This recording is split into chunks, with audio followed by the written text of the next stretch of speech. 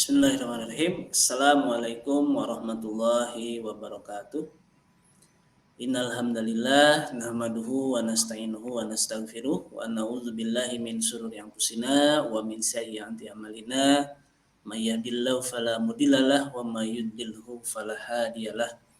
Asyhadu an la ilaha illallah wahdahu la syarikalah wa asyhadu anna Muhammadan abduhu wa rasuluhu allazi la nabiyya wa la rasulun ba'da. Amma ba'd. Alhamdulillah pada sore hari ini kita masih diberikan kesempatan oleh Allah Subhanahu wa taala sampai di hari ya kalau sudah ke hari 16 ya, hari ke-16 dari bulan Ramadan. Alhamdulillah kita panjatkan puji syukur kehadirat Allah Subhanahu wa taala, masih diberikan kesehatan, masih diberikan kesempatan untuk bisa menikmati saum di bulan Ramadan ini. Alhamdulillah. Salawat beserta salam juga tidak lupa semoga senantiasa terlimpah curah kepada junjungan kita yakni Rasulullah Muhammad Sallallahu Alaihi Wasallam, kepada keluarganya, para sahabatnya, tabiin, tabiut tabiin, dan mudah-mudahan sampai kepada kita yang insya Allah semoga kita tergolong ke dalam barisan umatnya. Amin ya rabbal alamin. Pemirsa THR yang dirahmati oleh Allah Subhanahu wa taala, alhamdulillah pada kesempatan kali ini kita akan mengangkat tema ya karena bertepatan juga ya dengan sebentar lagi mungkin ya nanti malam itu sudah masuk ke 17 Ramadan yang biasa kita istilahnya sebagai nuzulul Quran ya, hari di mana diturunkannya Al-Quran. Dan di edisi yang spesial ini ya insya Allah kita ditemani oleh pemateri yang mungkin bagi pemirsa sudah tidak asing lagi, dan alhamdulillah beliau sudah hadir di tengah-tengah kita. Assalamualaikum Ustaz. Waalaikumsalam warahmatullahi wabarakatuh. Sehat Ustaz? Alhamdulillah, gimana Kang? Sehat kan? Alhamdulillah. Segar ya, baik, mungkin langsung saja mungkin. Atau barangkali ada mau istilahnya ada kata-kata pengantar Ustaz. Tafadhol Ustaz. Bisa langsung aja ya, nggak apa-apa ya? Ya, enggak Ustaz. Ustaz ya, boleh ya? Ya. Ya, bismillahirrahmanirrahim. Alhamdulillahirabbil alamin. Assalamualaikum warahmatullahi wabarakatuh. Waalaikumsalam. Alhamdulillahirabbil alamin. Assalatu wassalamu ala sayyidil mursalin wa ala alihi wa sahbihi wa man da'a bidakwatihi ila yaumiddin. Asyhadu an la ilaha illallah wahdahu la syarikalah wa asyhadu anna Muhammadan abduhu wa rasuluhu sallam la nabiyya ba'dah. Usikum bitaqwallah faqad fazal muttaqun. Ya ayyuhalladzina amanu ittaqullah haqqa tuqatih wa la tamutunna illa wa antum muslimun wa taqullah wal tanzur nafsun ma qaddamat lighat wa taqullah innallaha khabirum bima ta'malun. Qala Allah Ta'ala fi kitabil karim, ma'udzubillahi minasyaitonir rajim, bismillahirrahmanirrahim. Sahur Ramadan alladzi unzila fihil Qur'an hudal linnasi wa bayyinatin minal huda wal furqan. Al-ayah, sadaqallahul azim. Ustadz MC yang dimuliakan Allah, Ustadz Cici yang dimuliakan Allah, sahabat-sahabat THR ya yang dimuliakan Allah, Masya Allah pakai namanya THR gitu, jadi kasuat-suat gitu ya. Mudah-mudahan kita semua terus diberikan nikmat oleh Allah Subhanahu wa taala, dan mudah-mudahan kita juga jadi orang yang terus pandai bersyukur pada Allah karena di tengah ujian yang Allah datangkan, rasanya nikmat-nikmat Allah tidak pernah putus juga Allah limpahkan pada kita. Nikmat sehat, nikmat usia, nikmat kehidupan, tentu saja nikmat yang paling besar adalah iman dan Islam. Salawat serta salam semoga tercurah kepada Nabi kita, Nabi Muhammad Sallallahu Alaihi Wasallam, panutan kita, contoh abadi kita hingga akhir zaman. Kang Ustadz yang dimuliakan Allah, sahabat-sahabat THR yang dimuliakan Allah, salah satu kenikmatan yang juga sangat besar bagi umat manusia sebenarnya, khususnya bagi kaum muslimin adalah ketika Allah turunkan Al-Quran. ya. Dan Al-Quran itu Allah turunkan di bulan Ramadan. Sahrul Ramadan allazi unzila fihil Quran hudalinnasi wa bainati minal huda wal furqan. Jadi di bulan Ramadan lah Al-Quran itu Allah turunkan. Dia menjadi petunjuk bagi manusia, lalu kemudian dia menjelaskan juga petunjuk itu gitu ya, wal furqan. Dan Al-Quran itu adalah pembeda antara hak dan batil, antara iman dan kafir. Kenapa ini jadi satu nikmat yang sangat besar? Banyak hal sebenarnya ya.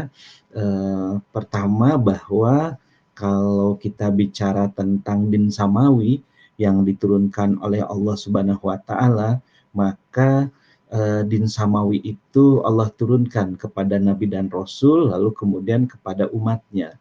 Pasti disertai dengan mukjizat. Untuk apa? Untuk melemahkan hujah orang-orang yang menentang. Jadi sepanjang bumi ini ada, Allah turunkan Adam untuk menghuni bumi, Allah sertakan petunjuk, kulnah bitu min hajami'an fa imma ya'tiyanakum minni hudan faman tabi'a hudaya fala khaufun 'alaihim wa lahum yahzanun. Kata Allah, selalu diturunkan petunjuk, lalu kemudian orang yang ikuti petunjuk itu pasti mereka diberikan kemudahan dan keselamatan oleh Allah Subhanahu wa taala dalam kehidupan dunia. Begitu terus gitu ya. Hanya yang menarik itu kalau nabi dan rasul sebelum Rasulullah SAW itu Allah turunkan dengan din yang memang ditujukan untuk kaum tertentu dan zaman-zaman tertentu. Jadi konsepnya memang din itu Allah turunkan pada waktu tertentu. Lalu kemudian Allah turunkan juga pada kaum yang terbatas gitu. Ya, misalnya saja diturunkan kepada Bani Israel ya, sehingga dalam Al-Qur'an itu disebut oleh Allah, ya Bani Israil azkuru ni'mati allati an'amtu 'alaikum ya wa anni faddaltukum 'alal alamin misalnya. Kenapa? Karena agamanya hanya untuk kaum tertentu. Dan setelah nabi dan rasul itu diwafatkan oleh Allah, maka Allah ganti dengan nabi dan rasul berikutnya, dengan petunjuk berikutnya, dengan mukjizat berikutnya. Jadi kalau nabi-nabi terdahulu dengan agama-agama terdahulu, agama samawi terdahulu, selalu Allah turunkan untuk kaum tertentu, zaman tertentu. Nanti kalau rasulnya sudah wafat, selesai tugas kenabiannya, agamanya juga tidak lagi berlaku, maka kemudian Allah utus nabi dan rasul baru untuk menggantikannya. Nah, sehingga mukjizat-mukjizatnya itu sifatnya physically melekat pada rasul, nabi dan rasul itu. Misalnya Ibrahim nggak mempan dibakar, ini kan keren banget gitu ya. Ada orang nggak mempan dibakar sehingga menundukkan kaumnya bahwa oh iya betul ini mah nabi dan rasul gitu ya. Atau misalnya Nabi Isa yang bisa menghidupkan orang mati atau menyembuhkan penyakit sopak ya, macam-macam definisi penyakit sopak ini, yang mengatakan kusta, ada yang mengatakan lepra gitu kan, keren banget gitu bisa menghidupkan orang mati yang sampai sekarang juga nggak ada yang bisa seperti itu gitu ya. Atau Nabi Musa yang bisa mengubah tongkat jadi ular, atau Nabi Sulaiman yang bisa bicara dengan burung, bisa bicara dengan angin, ini kan keren banget ya. Mukjizatnya melekat pada Nabi dan Rasul itu. Nah, setelah Nabi dan Rasul itu wafat atau Nabi Isa diangkat oleh Allah, maka kemudian mukjizatnya juga berhenti tuh. Karena melekat pada diri Nabi dan Rasul itu. Jadi nggak ada lagi tuh mukjizat seperti itu Allah turunkan pada orang-orang selain Nabi dan Rasul. Ya, jadi kalau sekarang misalnya gitu ya, kita menyaksikan tiba-tiba banyak orang yang berislam tapi seolah klinik gitu Islamnya, sakti gitu ya, nggak bisa dibacok gitu. Saya lihat di sosmed tuh ada kiai meracah tubuh santri-santrinya dengan huruf Al-Quran, terus nanti dibacok nggak mempan gitu ya, kemudian dipukul pakai batu juga nggak mempan gitu ya, macam-macam gitu sambil teriak-teriak dan sebagainya gitu. Nah ini mah kisah nabi-nabi terdahulu gitu sebenarnya ya, yang sebenarnya udah ketinggalan zaman tuh, out of fashion gitu ya, udah lama tuh ditinggalkan. Kenapa? Karena nabi terdahulu itu disertai dengan mukjizat yang melekat pada fisik mereka gitu ya. Ya kalau sekarang semacam kesaktian gitu jadinya gitu ya. Tapi setelah para nabi dan rasul itu wafat ya udah selesai. Ya, jadi jangan juga punya keinginan lagi bisa menghidupkan orang mati gitu ya, nggak usah lah. Terus pengen lagi misalnya nyebur ke api, nyoba nih ajinya Nabi Ibrahim gitu ya, sugan we nggak kebakar gitu, nggak usah juga, ngapain juga gitu. Atau kemudian ngobrol sama burung gitu, diam di depan rumah, ngajak ngobrol angin, sugan bisa jadi kayak Nabi Sulaiman, nggak juga gitu, udah selesai yang begitu-begitu. Jadi para nabi dan rasul terdahulu Allah utus untuk kaum tertentu, zaman tertentu, disertai juga dengan mukjizat yang melekat pada diri mereka. Begitu selesai masa kenabiannya, mereka wafat atau Nabi Isa diangkat oleh Allah, maka selesai juga mukjizatnya. Nah, kenapa Al-Quran ini jadi istimewa banget gitu? Karena Al-Quran ini mukjizatnya Nabi Muhammad, mukjizat terbesarnya Rasulullah Shallallahu Alaihi Wasallam, ya. Yang istimewanya Islam yang dibawa oleh Rasulullah ini ditujukan untuk ya sampai hari kiamat, dan beliau itu adalah khataman nabiyyin, penutup para nabi, dan agamanya itu Islam itu ditujukan likafatalinas ila yaumil qiyamah, untuk seluruh umat manusia sampai hari kiamat gitu. Sehingga istimewanya mukjizat yang Allah turunkan kepada Rasulullah juga bukan mukjizat yang menempel pada diri Rasul sehingga ketika Rasul wafat lalu selesai mukjizatnya, enggak tuh gitu. Ya, mukjizatnya Rasulullah justru yang paling besar yaitu Al-Qur'an yang bukan menempel pada diri Rasulullah tapi justru ada di hadapan kita, yang ketika Rasul wafat mukjizatnya nggak selesai itu, nggak kemudian dengan wafatnya Rasul lalu kemudian selesai mukjizatnya, enggak. Al-Quran itu mukjizat, dia adalah kalamullah yang menantang semua manusia untuk membuat yang semisal kalau memang sanggup gitu ya. Kalau misalnya manusia itu ragu tentang kebenaran bahwa Al-Quran itu kalamullah dan mukjizatnya Rasulullah, maka Allah dengan sederhana mengatakan, "Fa'tu bitsuratim mimisli wad'u suhada'akum min dunillahi in kuntum shadiqin. Fa illam taf'alu wa lan taf'alu. Fattakun narol lati waquduhan nasu wal hijarah uiddat lil kafirin." Jadi Al-Quran itu dengan wafatnya Rasulullah bukan berarti kemukjizatan Rasul selesai. Al-Quran itu tetap berlaku dan dia menjadi mukjizat tentang kebenaran agama yang dibawa oleh Rasulullah, yaitu Islam. Sehingga kalau ada orang menolak Islam hari ini, ya silahkan berhadapan dengan Al-Quran sebagai mukjizat. Sanggup nggak mereka membuat yang semisal dengan Al-Quran? Fa'ilam taf'alu walan taf'alu. Kalau dulu nggak mampu membuatnya, walan taf'alu. Sampai hari kiamat nanti nggak akan bisa manusia membuatnya.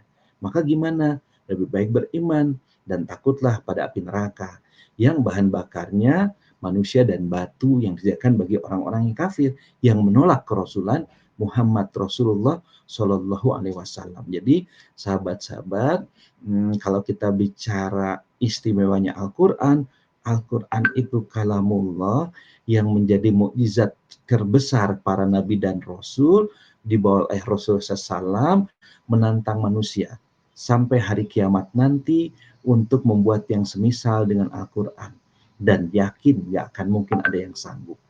Dan ini hebatnya sehingga dia terbukti sebagai mukjizat yang datang dari Allah Subhanahu wa taala.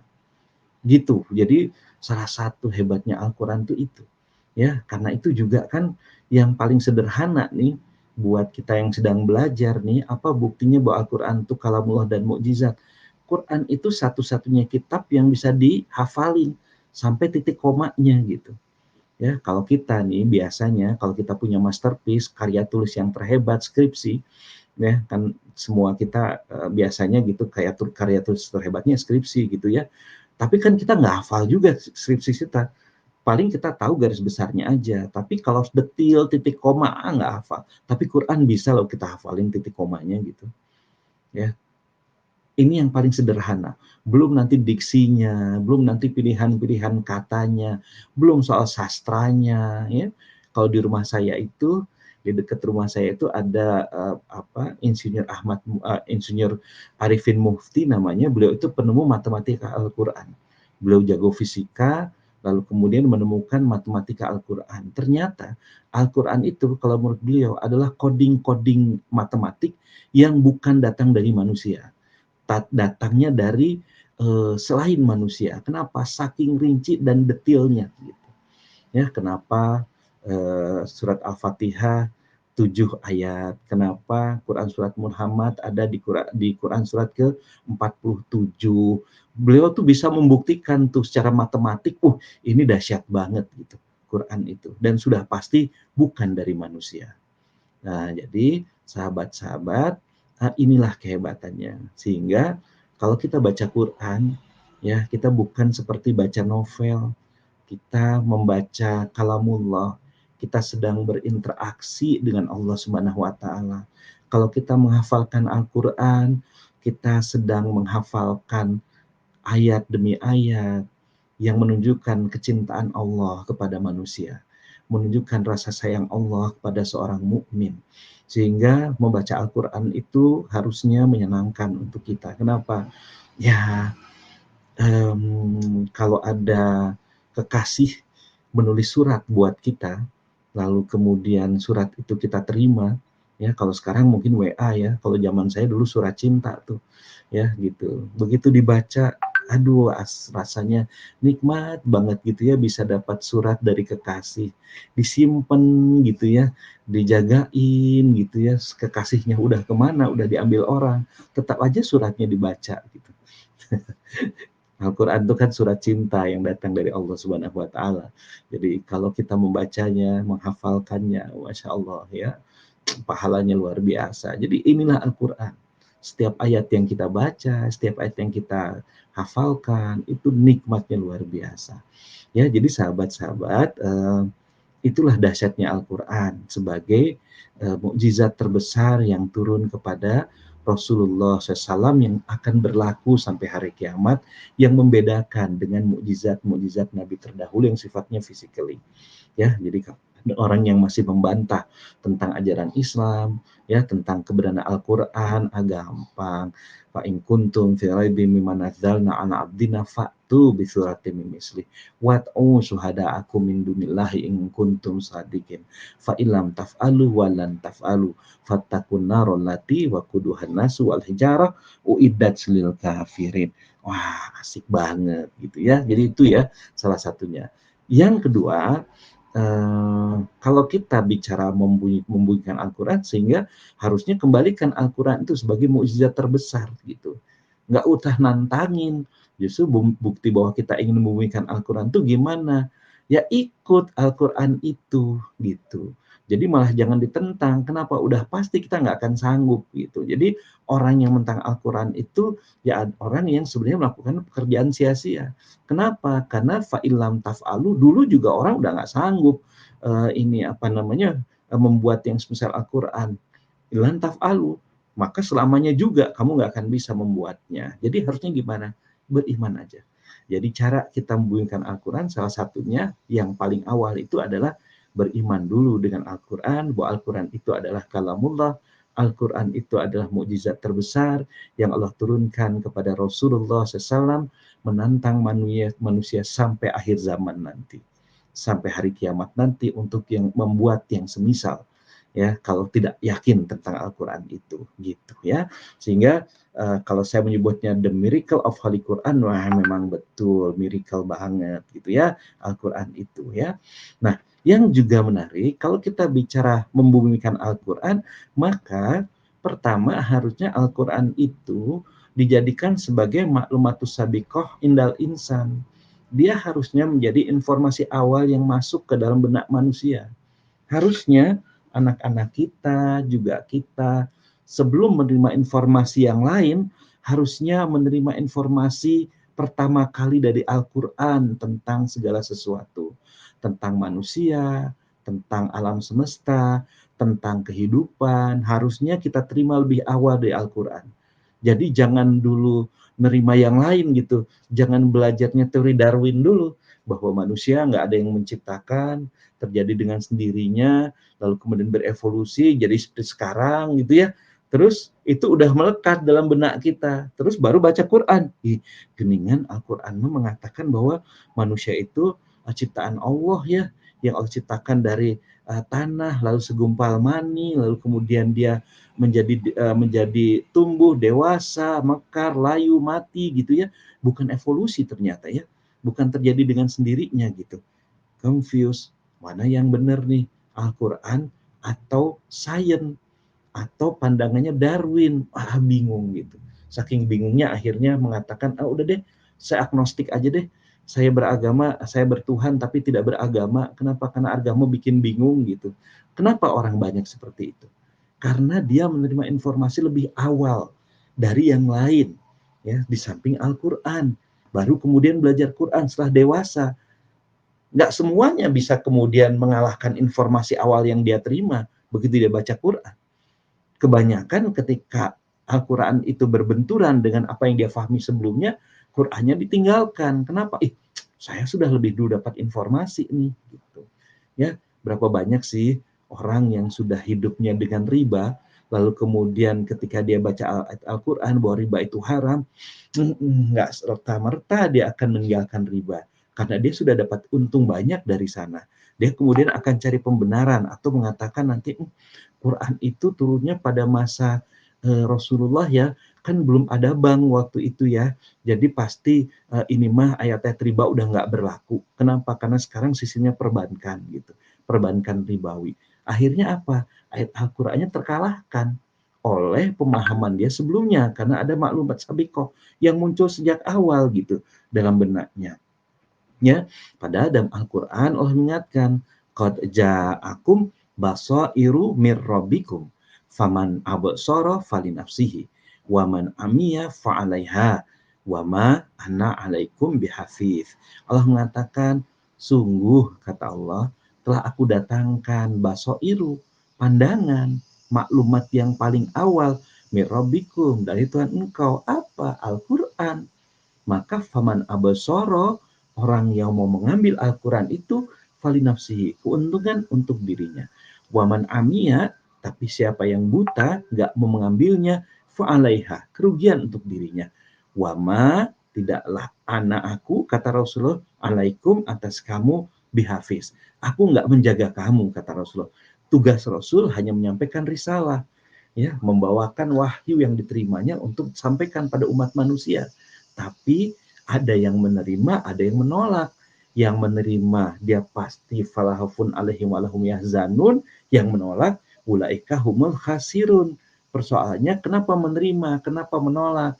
Ada orang yang sudah punya informasi awal sebelumnya yang ternyata informasinya bertentangan dengan Al-Qur'an. Akhirnya konflik dalam dirinya. Belum tentu dia bisa menerima Al-Qur'an dan meninggalkan pemahaman sebelumnya. Nah, karena itu kalau saya mengartikan, membumikan Al-Quran itu, kita harus kembali lagi menjadikan Al-Quran itu sebagai maklumatus sabiqah indal insan.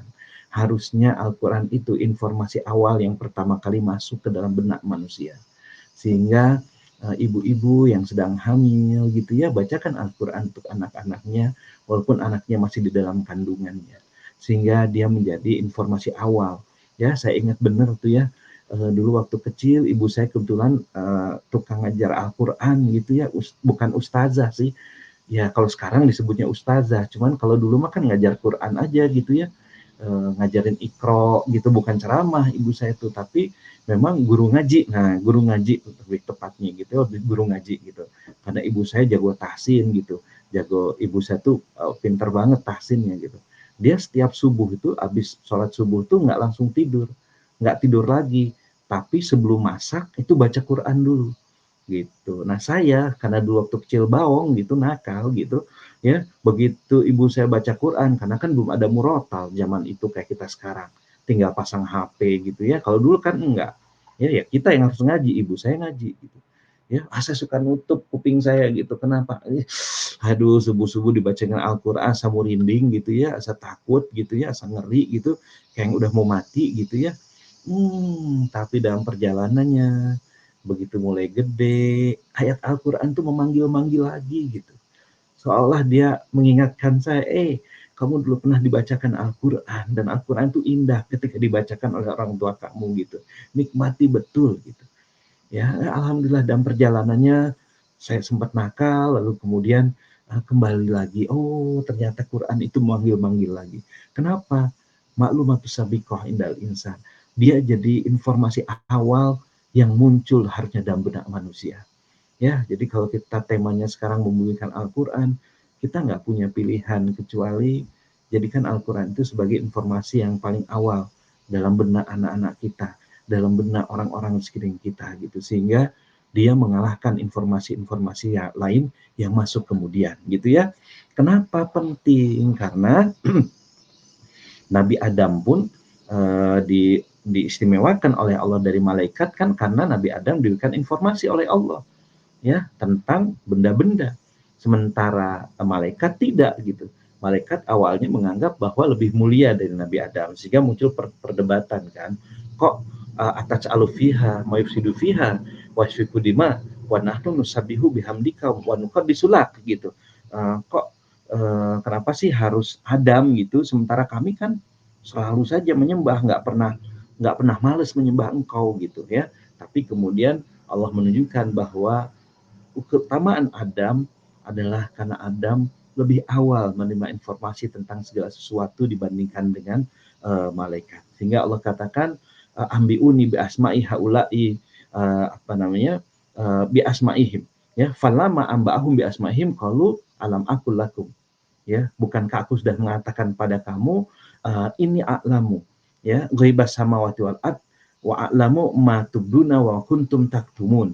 Ya, Allah menunjukkan Allah lebih tahu tentang segala sesuatu, dan ketika Allah berikan Adam pengetahuan tentang segala sesuatu, informasi awal tentang segala sesuatu, Adam dinaikkan derajatnya oleh Allah dibandingkan dengan para malaikat. Ini istimewanya informasi awal. Sehingga kalau Al-Quran itu masuk ke dalam benak anak kita sejak awal, dia akan bisa dimuliakan oleh Allah, ditinggikan dari orang-orang kebanyakan di sekelilingnya. Hari ini terbukti kan, orang-orang yang paham Quran, orang-orang yang kemudian hafiz Quran, orang-orang yang hatam Quran, itu entah bagaimana Allah selalu tinggikan gitu. Ya, saya tuh bacaan Quran saya nggak terlalu bagus, saya masih terus belajar. Sehingga kalau saya harus memimpin sholat, tarawih, sholat-sholat wajib, saya lebih baik tidak menjadi imam gitu. Saya selalu memprioritaskan orang yang lebih baik bacaannya dibandingkan saya. Walaupun mungkin lebih mudah, walaupun mungkin dia guru murid saya dalam persoalan-persoalan yang lain gitu. Tapi ketika qiraatnya lebih bagus, dia saya jadikan sebagai imamnya gitu. Kenapa? Asik gitu kita ngedengerin bacaan Quran itu. Nikmat rasanya.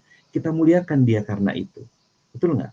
Ya, maka dalam Al-Quran itu Allah mengatakan ya, kalau memang derajat anak-anak kita atau diri kita ingin ditinggikan oleh Allah, ya jadilah penjaga-penjaga Al-Quran. Jadikan Quran itu sebagai maklumatus sabiqoh di dalam diri kita, informasi awal dalam diri kita, kan gitu ya. Inna nahnu nadzalna dzikra wa inna lahu lahafizun. Kenapa digunakan lafaz nahnu di situ?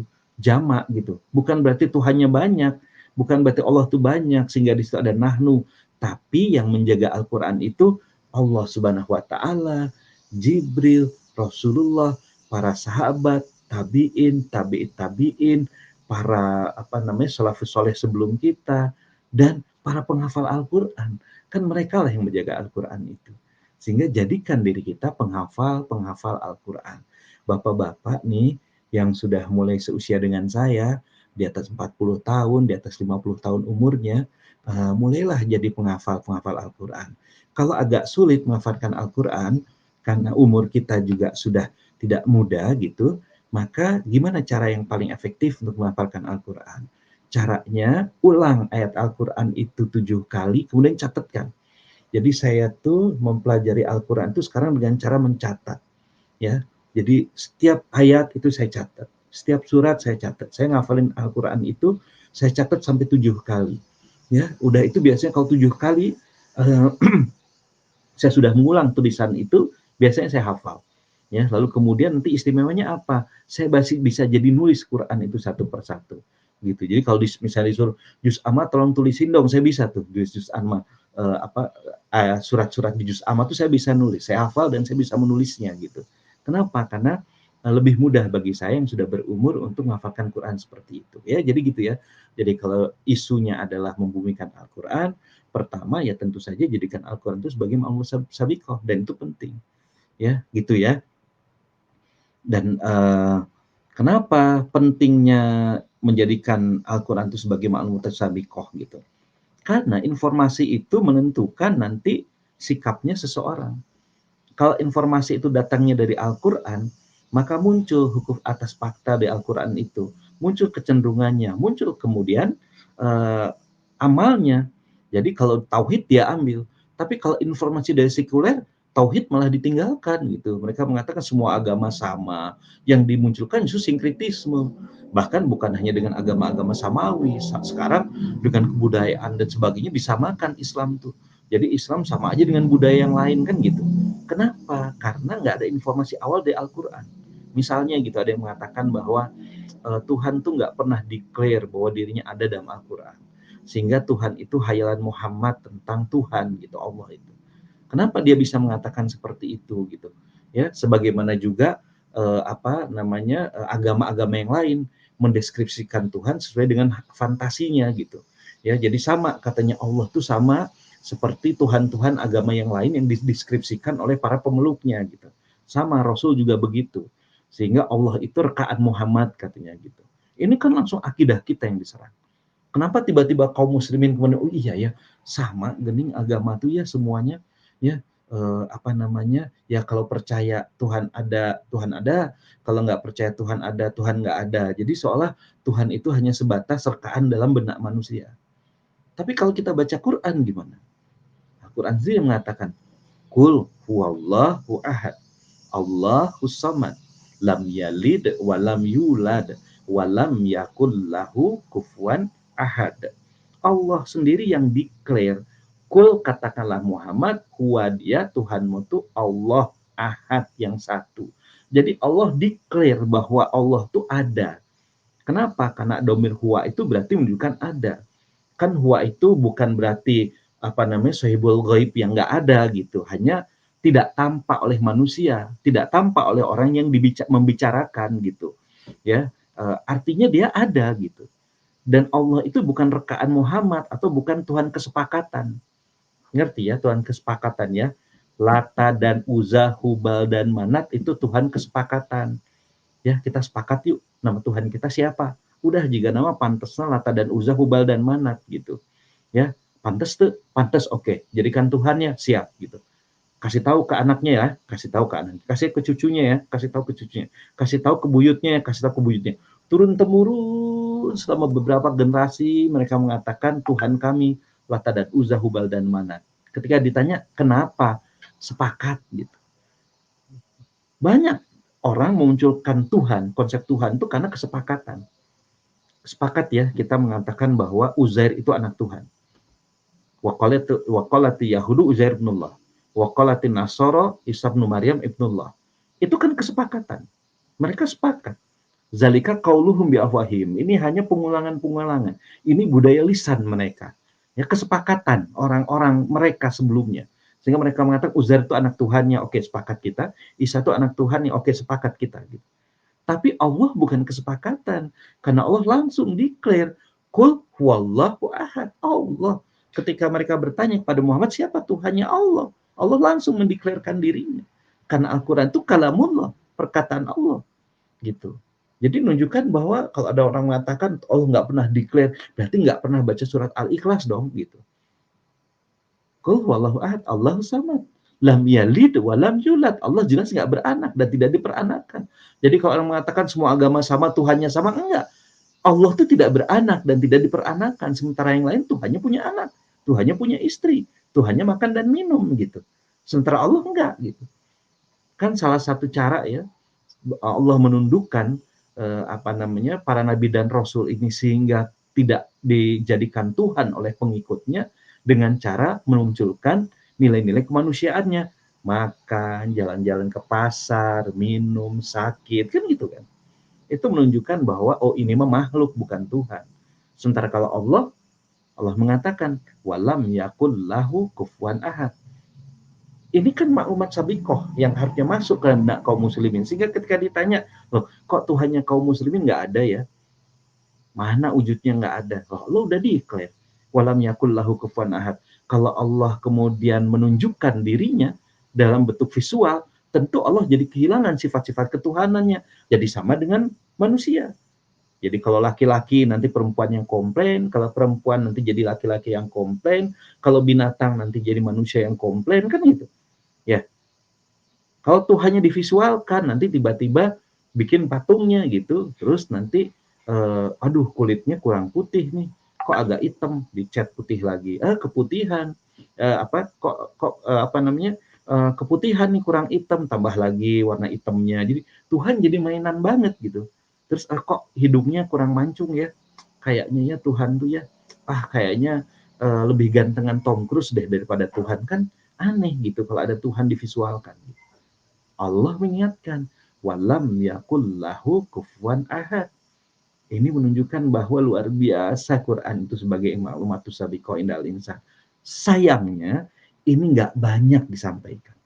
Sayangnya orang kemudian menutupi itu semua.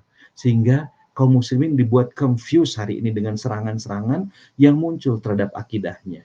Akhirnya bergeser tauhidnya jadi sinkritis gitu ya. Akhirnya malah nauzubillah. Ini jangan-jangan jadi malah musyrik. Penting jadikan Al-Quran sebagai maklumatus sabiqah indal insan gitu ya. Lalu musyrik ya, kalau informasi Al-Quran ya nggak boleh kan ya, tapi kata-kata orang sekuler, wah justru itu hebat ya. Sekarang ini kan ada muncul namanya gerakan Islam liberal gitu ya, ongkoh Islam tapi hoyong liberal, udah pastilah itu masih kritis gitu ya, nggak layak gitu ya. Baik, oke. Gimana dengan persoalan-persoalan apa namanya, persoalan-persoalan yang lain, bukan cuma akidah tapi persoalan sama muamalah ya, persoalan interaksi laki-laki perempuan, tentang zina misalnya. Al-Quran mengatakan zina itu haram, wala taqrabu zina. Lalu kemudian Al-Quran itu mengatakan bahwa wazaniyatu wazani fajlidu kula hidung atau jalda, sebagai korinah bahwa zina itu mutlak haramnya gitu. Tapi kalau kata orang liberal gimana? Lakukan. Terus anak kita nggak pernah baca Quran, dengarnya MTV, dengarnya informasi-informasi yang datang dari orang-orang liberal. Oh zina tuh boleh untuk relaksasi. Oh zina tuh boleh, yang penting bertanggung jawab. Oh zina tuh boleh, yang penting suka sama suka. Confuse akhirnya dia. Mana yang mau diikut? Al-Quran ataukah informasi yang datang dari liberal? Karena yang datang dari liberal ini mengikuti hawa nafsu, hasrat manusia, ya akhirnya banyak kaum muslimin yang jatuh pada perzinahan. Kenapa? Karena informasi awal nggak pernah masuk dalam benak mereka. Padahal kalau mereka baca Quran, wazaniyatu wazani fajlidu kulahidumhuma mi'atan jaldah. Artinya, tobatnya dari zina itu setengah mati ya. Kalau dalam Islamnya harus dicambuk dia 100 kali. Ini menunjukkan keharamannya mutlak. Jadi sahabat-sahabat, kenapa Quran itu luar biasa powerful? Karena dia informasi awal yang masuk dalam benak manusia, dan itu yang akan jadikan perilakunya sesuai dengan apa yang diterimanya, informasi yang diterimanya. Ini yang sekarang ingin dilakukan oleh musuh-musuh Islam untuk menjauhkan kaum muslimin dari Al-Quran. Karena itu kalau isunya membumikan Al-Quran, maka kita nggak punya pilihan kecuali menjadikan Al-Quran itu sebagai informasi awal yang masuk ke dalam benak kita, sehingga mengalahkan informasi-informasi salah yang masuk ke dalam benak kita di kemudian hari. Na'udzubillah kalau kemudian malah jadi jatuh pada perzinahan, karena kemudian hari ini orang-orang liberal mengatakan bahwa boleh-boleh aja zina itu, yang penting bertanggung jawab. Na'udzubillah gitu ya. Gitu ya. Bagaimana dengan nikah? Sama, kalau nikah dalam Al-Quran malah lakukan, kalau kata orang liberal jangan lakukan, ngapain gitu ya. Coba aja lihat tuh pesepak bola hebat itu ya, jago main bola tapi nggak bisa jaga syahwatnya, nggak bisa jaga kemaluannya ya, berzinah dengan siapa saja. Apa hebatnya kalau begitu ya? Punya anak dulu baru nanti kawin. Nah, itu pun kalau dikawin. Kalau enggak ya nggak apa-apa juga, yang penting mah dibayar aja. Nauzubillah, jadi kok kayak binatang ya manusia ya, nggak punya kehormatan. Kenapa? tidak punya maklumat sabiqah dalam benaknya. Jadi sahabat-sahabat ya, ini juga fakta-fakta tentang riba ya, Masya Allah ya, betapa pentingnya kalau kita lihat ya. Saya sering sekali ngobrol tentang riba ini karena saya punya kelas fikih muamalah nih ya, dalam banyak kesempatan ngobrol betapa sulitnya orang sekarang meninggalkan riba gitu ya, karena nganggap udah biasa kok, sekarang kita sistemnya perbankan kok, semua perbankan ya ribawi ya, sekarang nih udah nggak musim lah kalau kita bicara tentang riba gitu. Padahal riba itu kalau dimakan dia mengumumkan perang pada Allah dan Rasulnya ya, bahkan kemudian banyak sekali keburukannya ya. Nauzubillah min dzalik tsumma nauzubillah. Jadi ini saya hanya ambil sepintas saja karena waktunya juga terbatas ya, bahwa kalau kita bicara tentang Al-Qur'an, selain dia miracle, selain dia mukjizat bagi Rasulullah, dia harusnya jadi maklumatus sabiqah indal insan. Dia harusnya menjadi informasi awal yang masuk dalam benak manusia. Ya, yang istimewa berikutnya, Quran itu furqanan. Karena dikatakan Quran itu hudalinas wa bainatin minal huda wal furqan. Dia adalah furqan yang membedakan. Apa yang dimaksud furqanan itu kemampuan membedakan mana yang benar, mana yang salah, mana yang hak, mana yang batil. Yang salah dan mengambil yang hak saja. Keberanian untuk meninggalkan yang batil lalu mengambil yang hak saja. Kan gitu. Sekarang orang mengatakan, sekarang mah udah gak jelas mana yang benar, mana yang salah, mana yang hak, mana yang batil. Kenapa? Bukan hak dan batilnya nggak jelas, bukan benar salahnya nggak jelas, karena Quran mengatakan qad tabayyana rusdu minal ghayy. Jelas mana petunjuk, mana kesesatan, jelas mana iman, mana kafir tuh jelas, mana hak batil tuh jelas gitu. Yang jadi problem, furqananya ditarik oleh Allah Subhanahu wa taala. Kenapa? Karena nggak ada sisa-sisa Quran dalam benaknya gitu. Karena nggak ada sisa-sisa Islam dalam benaknya, sehingga bingung menghadapi persoalan sekarang gitu. Ya, mana yang benar ya, boleh pacaran apa enggak ya gitu. Kalau kata Felix Show nggak boleh, tapi kalau kata DJ yang lain tuh justru harus pacaran dulu. Kalau lihat artis kayaknya asik banget pacaran gitu ya, tapi Felix Show mengatakan nggak boleh. Bingung mana nih yang benar, Felix Show atau kemudian artis-artis itu. Dilihat Felix Show nggak terlalu kaya, artis-artis itu kaya, kayaknya artis-artis itu yang benar, pacaran itu menjadikan kita kaya gitu. Jadi nggak punya lagi furqanan gitu ya. Saya pikir banyak hal ya, kenapa orang menolak syariat Islam hari ini, karena nggak lagi punya furqanan ya, nggak bisa lagi membedakan gitu, seolah syariat mau syariat Islam atau sekuler aja ya, kita tuh hidupnya dengan sistem sekuler atau mau dengan sistem syariat, mau dengan konstitusi syariat Islam atau dengan konstitusi sekuler, mana yang benar nih ya. Katanya dulu pada masa Rasulullah konstitusinya syariat, tapi kalau lihat Barat sekarang konstitusinya sekuler. Kalau lihat Rasulullah, aduh kayaknya zaman Rasul susah deh hidupnya gitu, miskin-miskin. Sementara sekarang Barat, kaya-kaya banget. Wah, kayaknya konstitusi sekuler lebih pas deh. Kalau kita pengen kaya, tinggalin aja deh konstitusi syariat. Bingung, confused gitu. Sebenarnya bukan kebingungan karena tidak lagi bisa membedakan, karena memang kebingungan karena tidak mengerti, tapi karena furqananya ditarik oleh Allah. Dia kehilangan kemampuan. Kenapa? Interaksinya dengan Al-Quran nggak ada sama sekali gitu. Ya, padahal dalam Al-Quran itu justru dikatakan waman a'rada an zikri fa innallahu ma'isyatan danka. Orang yang berpaling dari peringatanku, ya, dari hukum-hukum Allah, dari akidah, dari syariat, baginya kehidupan yang sempit. Barat itu unggul secara materi tapi hilang kemanusiaan mereka. Ya, bayangkan ya, di negara-negara Eropa itu hampir semua anak-anak yang lahir itu adalah hasil perzinahan. Kurang gimana? Gitu. Nggak ada kesetiaan dalam rumah tangga. Hampir semua rumah tangga itu adalah having affair, perselingkuhan. Mau suami, mau istri, biasa memasukkan orang lain dalam rumah tangga mereka. Mau gimana? Bahkan ada ayah yang menzinahi anaknya sendiri, ada yang ibu kawin dengan anaknya sendiri. Na'udzubillah min dzalik tsumma na'udzubillah. Mau seperti itu. Mereka hanya unggul secara materi saja. Tapi kalau Rasulullah gimana? Rasul unggul secara materi dan unggul juga secara kemanusiaan.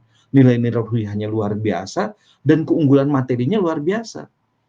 Jadi kalau ada orang mengatakan Rasul itu miskin-miskin, salah. Rasul itu kaya raya, hanya Rasul zuhud. Zuhud itu diberikan kekayaan tapi milih hidup sederhana. Apa buktinya? Mata uang mereka emas, Pak. Sementara kita mata uang kita kertas hari ini. Kok bisa mengatakan kita unggul secara materi sih?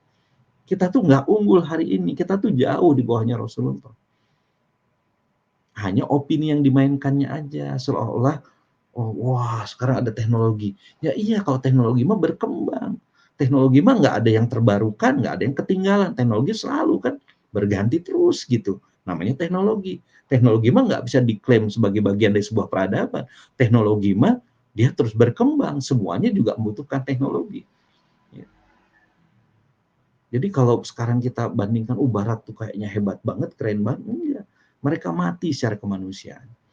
Ya, mereka sudah sama derajatnya dengan binatang. Hanya teknologi mereka unggul. Kenapa? Karena memang mereka sekarang ini yang memimpin dunia. Sehingga seolah mereka lah yang memimpin teknologi itu. Tapi kalau secara materi, ya mereka nggak hebat-hebat banget. Mata uang mereka kertas, bahkan plastik. Jadi jangan terlalu bangga kalau misalnya orang Barat datang ke sini pakai kartu kredit, jangan terlalu bangga. Mereka nggak punya cash, hidup mereka utang. Kartu kredit itu kan utang. Mereka tuh nggak keren-keren amat. Mereka tuh hidup dari hutang semua. Rumah mereka utang, mobil mereka utang, sekolah anak mereka utang, rumah sakit mereka utang, semuanya utang. Sementara kita kaum muslimin pada masa lalu gimana? Emas mata uangnya, service excellent dari negara. Terus mau bilang gimana? Tapi kenapa orang nggak bisa membedakan itu? Furqananya ditarik oleh Allah Subhanahu wa taala. Sementara Al-Qur'an itu dikatakan sebagai furqanan. Ya, karena itu kenapa dia jadi furqanan?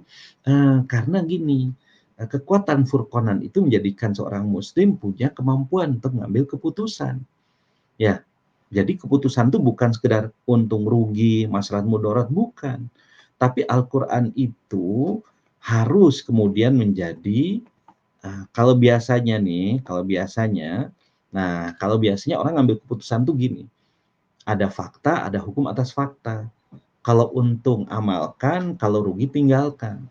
Ini orang awam, bicaranya untung rugi. Kalau kaum muslimin gimana? Karena dia punya furqanan, maka ada nas syariat atas fakta, ada Al-Quran, ada sunnah. Muncul hukum atas fakta, baru ketemu hukum, ada haram, ada makruh, tinggalkan. Ketemu hukum, ada wajib, ada sunnah, jalankan. Ketemu hukum, ada kemudian ibahah, boleh pilihan, mau melaksanakan, mau ditinggalkan. Jadi bukan ngambil keputusan itu belum apa-apa, yang penting untung. Kalau untung silahkan, kalau rugi jangan. Sehingga nanti ditanya, Pak Ustadz gimana, lokalisasi prostitusi boleh nggak? Ya terserah, yang penting kalau ada untungnya ya boleh. Kalau banyak ruginya jangan. Jadi kayak bijaksana tapi bodoh gitu. Kenapa? Karena udah pasti haramnya. Kalau dalam Islam karena kita punya furqanan, kalau udah haram makruh tinggalin aja.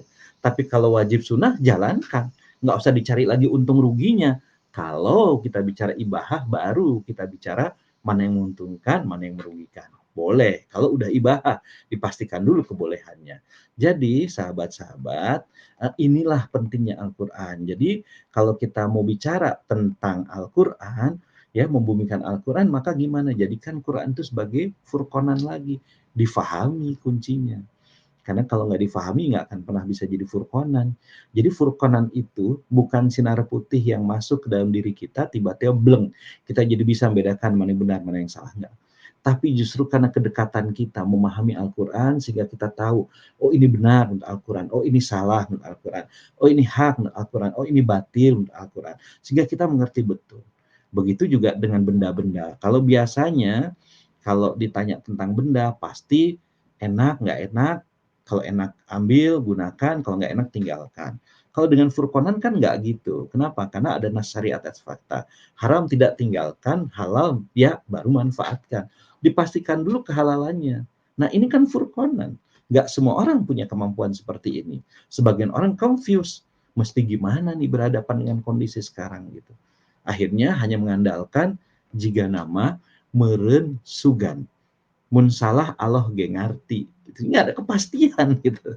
Nggak punya furqanan. Jadi sahabat-sahabat, mudah-mudahan obrolan-obrolan kecil seperti ini buka mata hati kita ya.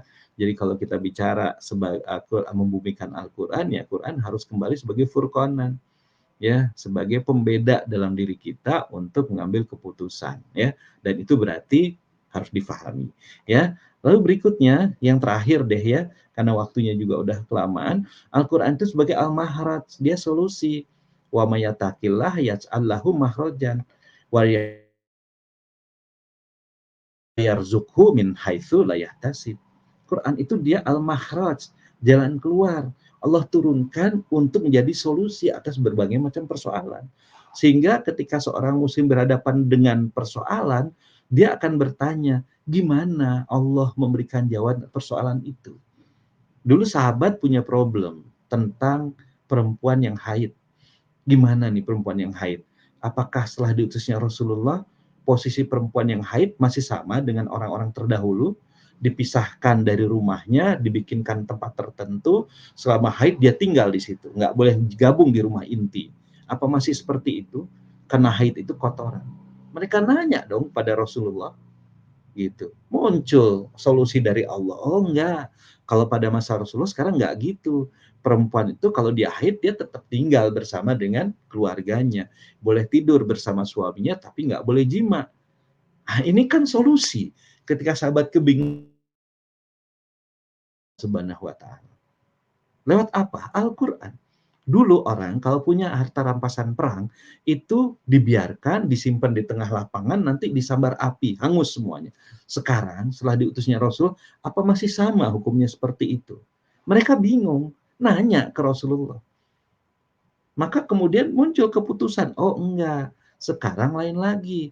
Sekarang harta rampasan perang itu bagi Allah dan Rasulnya.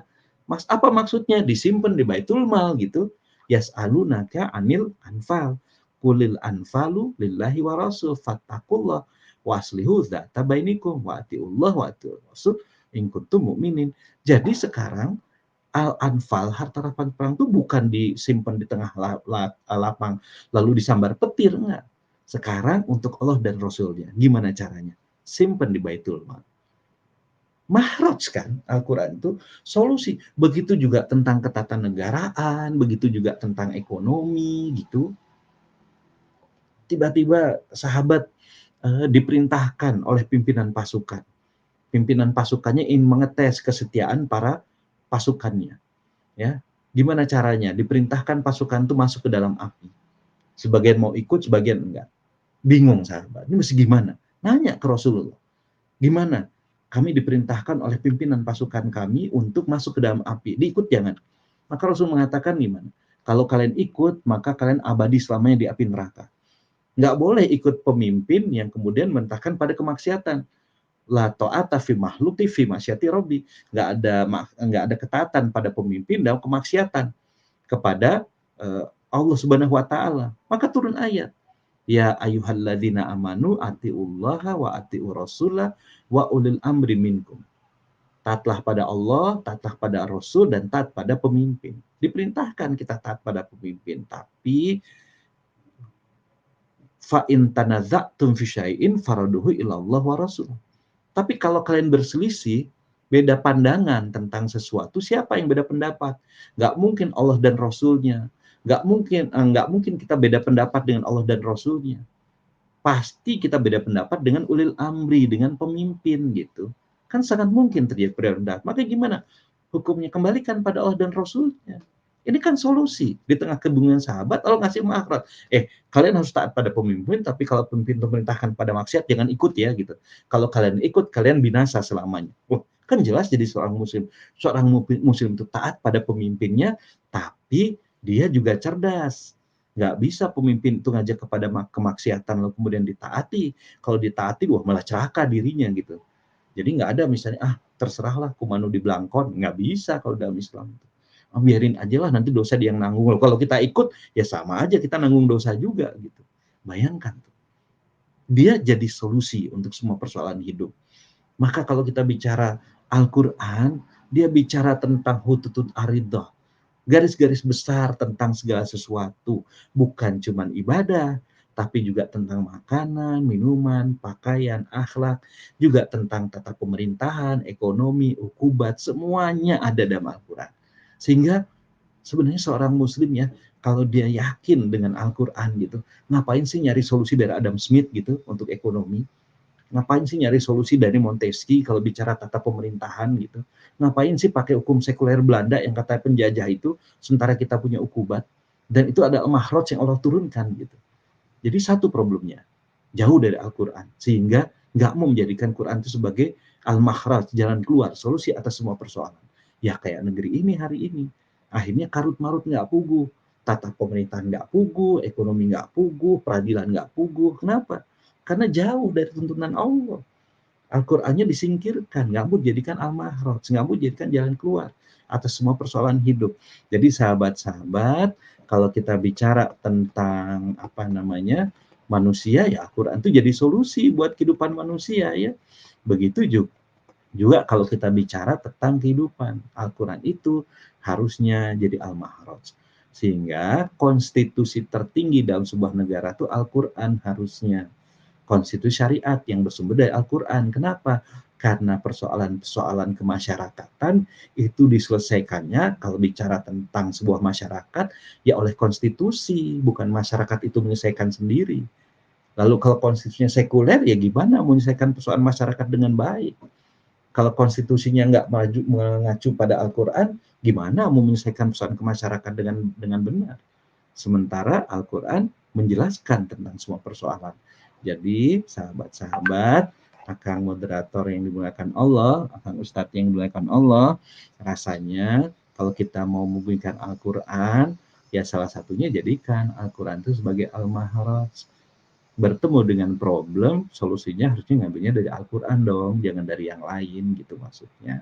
Nggak pantas dong seorang muslim bicara ketatanegaraan ngambilnya dari Montesquieu, dari Plato. Nggak pantas dong seorang muslim misalkan persoalan ekonomi ngambilnya dari Adam Smith. Ya, wah gimana sih? Nggak pantas banget seorang muslim ngambil solusi atas persoalan pidana, peradilan dari sistem peradilan Belanda. Kok aneh? Belandanya penjajah, tapi kok sistem peradilan hukumnya malah diambil. Sementara kita punya ukubat dalam Islam. Kurang gimana Quran itu? Nah, jadi mudah-mudahan Ramadan kali ini ya, Ramadan terakhir ya, kita hanya menjadikan Al-Quran itu sebagai bacaan-bacaan. Walaupun itu pun sudah sangat berpahala untuk kita. Harusnya kita bumikan Al-Quran itu. Mengembalikannya sebagai mukjizat yang terbesar bagi Rasulullah SAW, menjadikannya sebagai maklumatus sabiqah indal insan, menjadikannya sebagai furqanan, dan menjadikan sebagai al-makhraj, solusi untuk berbagai persoalan, bukan hanya individu, tapi juga solusi-solusi persoalan kemasyarakatan. Itu yang bisa sampaikan, mohon maaf, jadi lebih panjang lebih panjang 15 menit kalau menurut saya, tapi mudah-mudahan bisa bermanfaat buat semuanya. Amin, Nuhun amin. ya Pak Ustadz, itu aja mungkin gambaran saya terkait dengan membumikan Al-Quran. Mudah-mudahan bermanfaat. Saya kembalikan kepada Kang Ustadz. Mangga silakan. Baik, hatur nuhun, jazakallah khairan kasiran, masya Allah ya, ilmu yang sangat bermanfaat terkait membumikan Al-Quran ya. Selain karena tadi memang Al-Quran dengan beragam apa istilahnya mujizat ya, sebagai sebuah mujizat, kemudian tentu membumikan Al-Quran setidaknya dengan 3 hal tadi ya, yang disampaikan oleh Ustadz, yakni dengan menjadikannya sebagai maklum atau sabiqat ya, informasi-informasi yang kemudian menjadi sandaran kita dalam mengambil sebuah keputusan ataupun dalam apa istilahnya menyimpulkan sebuah fakta ya, kemudian juga sebagai furqan ya, sebagai pembeda antara hak dan batil, sehingga dalam setiap aktivitas itu yang menjadi sandarannya adalah Al-Quran. Dan tentu yang ketiga ini yang tidak kalah pentingnya adalah Al-Quran itu sebagai solusi ya, bagi kehidupan, bagi setiap permasalahan yang kita hadapi, baik masalah-masalah individu ataupun masalah-masalah yang berkaitan dengan ketatanegaraan. Dan ini memerlukan Al-Quran tentunya dalam mengatasi semua permasalahan itu. Masya Allah ya, karena memang kalau membicarakan Al-Quran ini seru, Masya Allah. Ya, dan terasa waktu juga yang harus memisahkan kita. Ya insya Allah mudah-mudahan Allah Subhanahu Wa Taala memberikan kesempatan kepada kita untuk Amin, amin. bertemu lagi, ya berbincang lagi tentang Al-Quran, masya Allah. Jadi mohon maaf ini kepada pemirsa sekalian, ya tidak ada sesi tanya jawab karena memang masya Allah luar biasa ilmunya, sangat luar biasa dari awal sampai akhir. Mudah-mudahan kita semakin ya, ikut serta ya menjadi bagian Amin. dari upaya untuk membumikan Al-Quran. Mungkin Ustaz Amin. barangkali ada closing statement Ustaz, Bangga? Ya, mungkin Quran itu sudah kita bacakan, Al-Quran itu sudah kita hafalkan, Al-Quran itu sudah kita perlombakan. Ya, yang menjadi PR kita memang Al-Quran itu harusnya menjadi konstitusi tertinggi dalam hidup kita.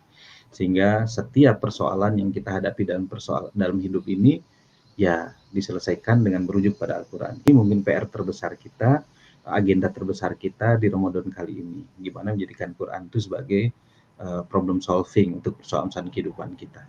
Itu mungkin kan? Ya, baik. Sekarang sekali lagi hatur nuhun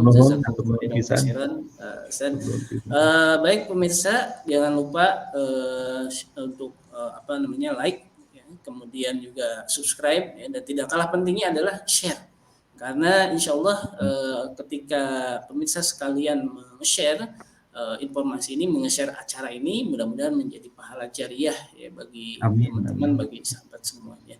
Baik, itu saja yang bisa disampaikan pada kesempatan kali ini. Mohon maaf bila dari awal sampai akhir banyak kekurangan. Mudah-mudahan menjadi ilmu yang bermanfaat bagi kita semua, terutama bagi Ustaz, menjadi keberkahan, berlipat ganda keberkahan di bulan Ramadan ini. Sekian dari saya. Wabillahi taufiq wal hidayah. Assalamualaikum warahmatullahi wabarakatuh.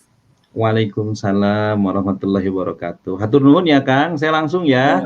Ya, saya bicara lagi ya. Terima kasih. Assalamualaikum. Waalaikumsalam warahmatullahi